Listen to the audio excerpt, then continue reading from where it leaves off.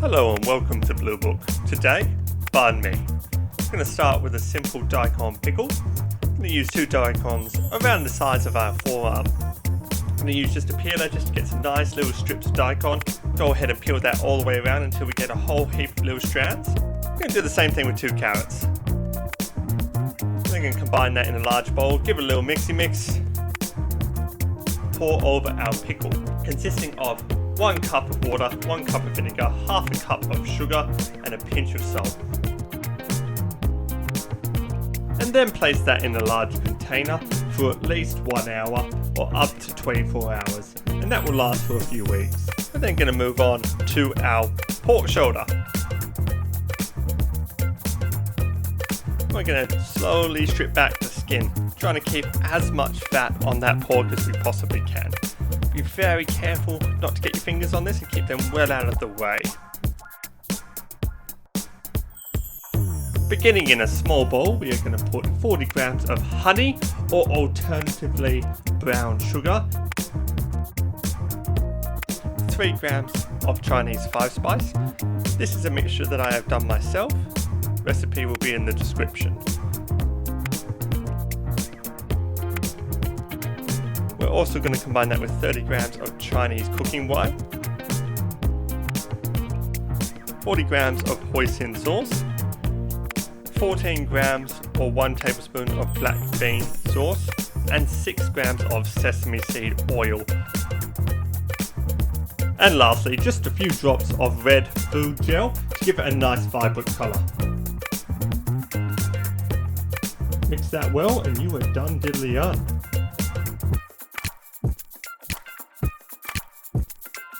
Combine that in just a Ziploc bag with our pork and place that in the fridge once it is well covered.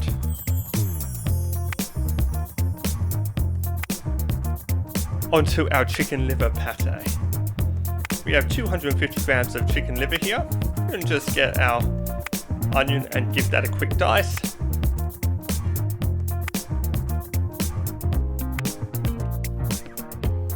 We're then going to get our garlic, place it down, give it a few little smashes again, get a nice little mince on that.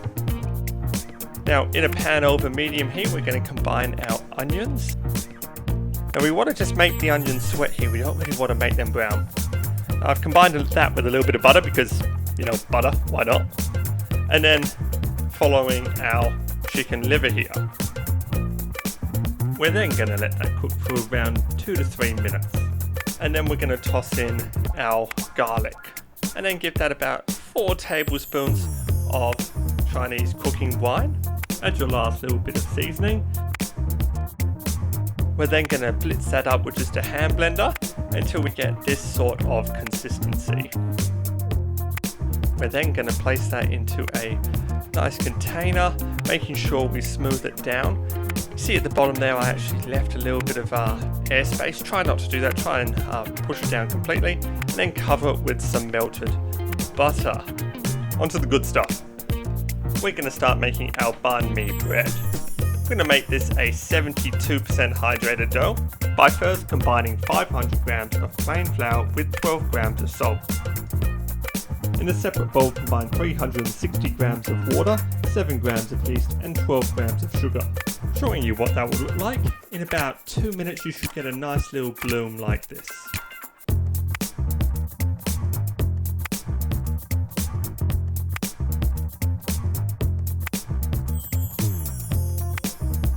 Now once that's done, combine that into your large bowl.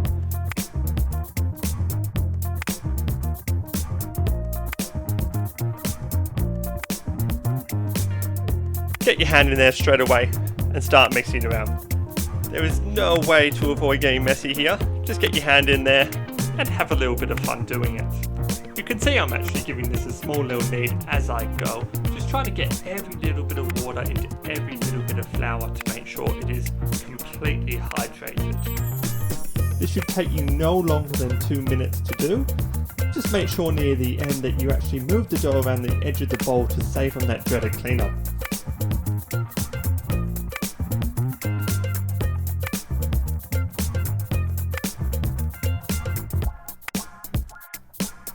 place over a tea towel and just let that rest for around 10 to 15 minutes. Once it's done, it should look something like this. Get a little cup of water, give your hand a little dunk in there, that'll stop the dough from sticking. And we're going to perform a stretch and fold. Simply rotate your dough, give it a nice little stretch up and fold it over on itself. Do that 2 to 3 times.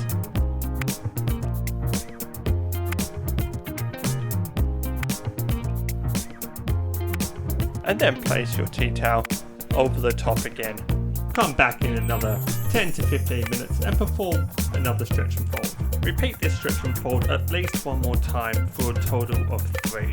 Now after about half an hour your dough should have doubled in size. We're then going to take that out of the bowl, but not before we cover our hands with a little bit of oil. We're then going to dump this dough onto the bench, dividing it into 6 even pieces.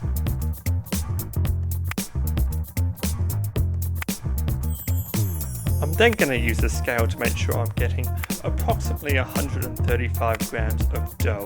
This ensures I get 6 even banh mis.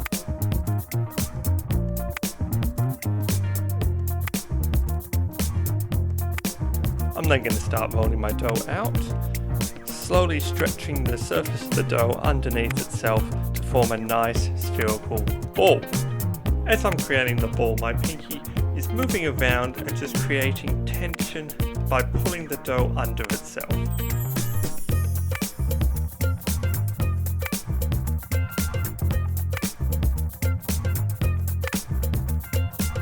This can get a little bit sticky, so if it does, add a little bit of oil, but really try to stop adding flour at this point.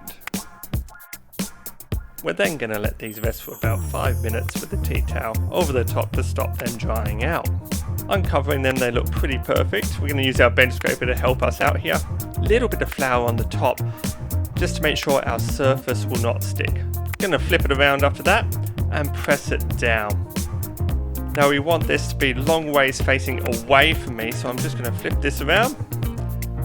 And then I'm going to just take it from the top and roll it nice and tightly, pressing on the bottom of the dough to form a seal. I'm going to take my hands and I'm going to roll it back and forth, slowly applying more pressure on the outer edge of the dough to give it a nice taper or edge to the banh mi. Okay, we're going to continue this on each of our doughs, but we're going to do this in a slightly different method. We're going to again flour the top and flip it upside down. Beat out as much of that air as possible, and then take each end of the dough and fold it in on itself. Press it into a cylinder shape, and then take the outer edge of the dough and stretch it further onto the bottom seal. This ensures that there is adequate tension in the dough and will help it hold its shape. Again, we're going to apply a little bit of pressure, rolling back and forth and slowly applying more and more pressure as we reach those edges until we get these nice tapered ends.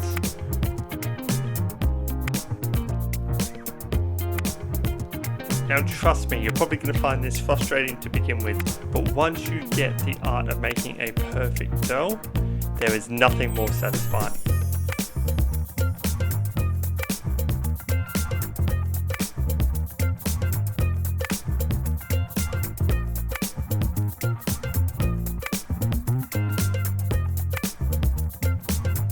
I'm then going to clean my surface and lay down my couche. This is just a French cloth, similar to just a kitchen towel. Feel free to use that. I'm going to lay down some rice flour. I'm going to take each little baguette and I'm going to lay them over each other simply like this, using its weight to help support the next one. Now let these rest for around 30 minutes until they have approximately doubled in size.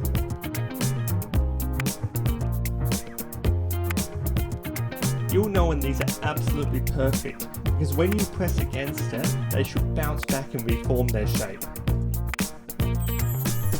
Now we want to transfer these onto a preheated baking stone. To do so, we need a cutting board with a little bit of baking paper to stop it sticking. Lift the couche at an angle and tip the bread onto the cutting board. Once these banh mis have been placed onto a preheated baking stone, Slice them approximately 3 times with a razor blade, nice smooth cuts please, and then place it into an oven measuring 245 degrees Celsius or 475 degrees Fahrenheit. Make sure you use a lot of steam in the oven in the first 15 minutes of cooking, then give it an extra 10 minutes without any steam. They should come out nice and golden brown. Feel free to make them a little darker if you want. And look at that, absolutely perfect banh mis. Give it a tap on the bottom to see if it's cooked. And that is exactly the sound you were looking for.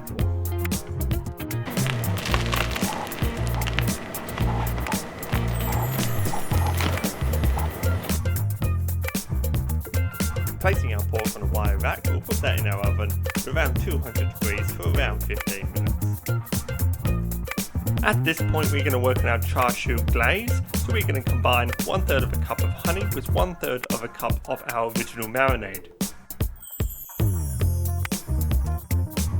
Take your pork out of the oven and give it a little rub down with your marinade. We will then return the pork to the oven for around 15 minutes until we get a nice little caramelized edge around our pork and until the pork reaches an internal temperature of 60 degrees Celsius. And taking this out of the oven, give it a little cut. Look at that. Fantastic, juicy, one of the best tasting bits of pork you can have.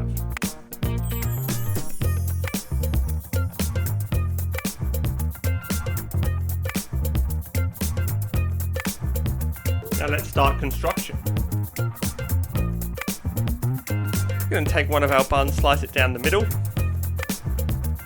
And just to clear out a little bit of space, I'm actually going to take out a little bit of the inside of the bread here.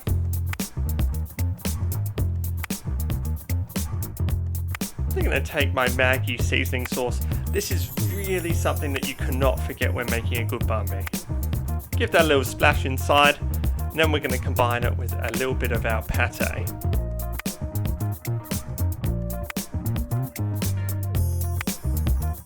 A little bit of mayo on one side, and some pork across the bottom. Nice thick cuts. I'm now going to add some slices of cucumber, a little bit of chili, and some nice fresh coriander.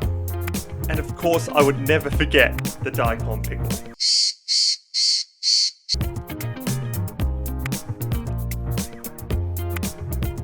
We're now going to give this a little cut in half and see what it looks like.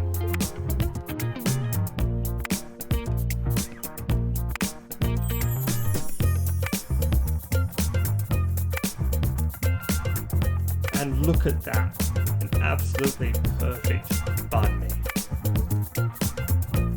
Please give it a go and let me know what other dishes I can do from scratch.